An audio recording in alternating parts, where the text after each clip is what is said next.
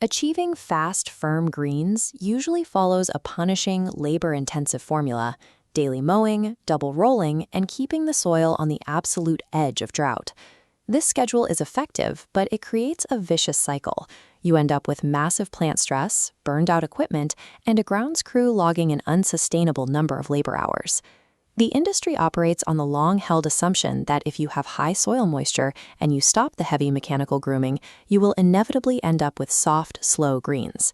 For decades, it's been accepted as a trade-off. You cannot have elite speed without inflicting high mechanical stress on the plant and the crew. However, a recent report from a Denver area superintendent is challenging that entire management model. Their mechanical inputs are remarkably low for a high-performance course. They are only mowing twice a week and rolling around 4 times a week. Even more surprising are the soil conditions. This moisture gauge shows they are keeping their volumetric water content high, consistently in the mid-20s. Despite the high moisture and the lack of mowing, the greens are exceeding 13 feet in speed. These metrics represent a biological paradox that contradicts the standard rules of turf management. The variable making this anomaly possible is Aquaritin Turf Solutions. This approach shifts the priority. Instead of using machinery to force the turf into a fast playing surface, the program focuses on fortifying the plant's internal biology.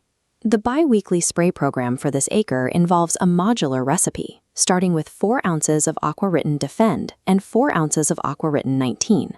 That's combined with 13.5 ounces of Aquaritin Sparc, plus an organic carbon product and a growth regulator.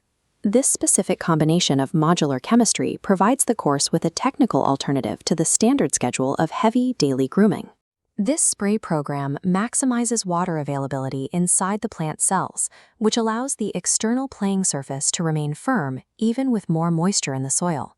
Because the plant is healthier internally, the course sees robust clipping yields and a significant increase in stress tolerance.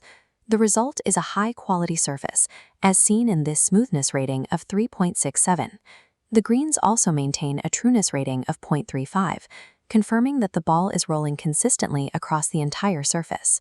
By optimizing the internal biology of the grass, the course creates a durable surface that requires far less intervention to maintain.